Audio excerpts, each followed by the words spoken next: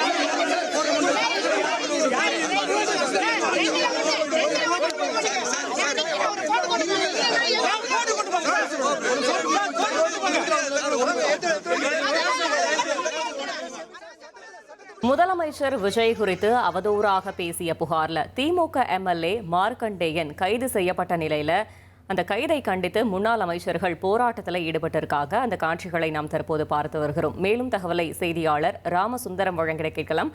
ராமசுந்தரம், வணக்கம். கள தகவல்களை சொல்லுங்க.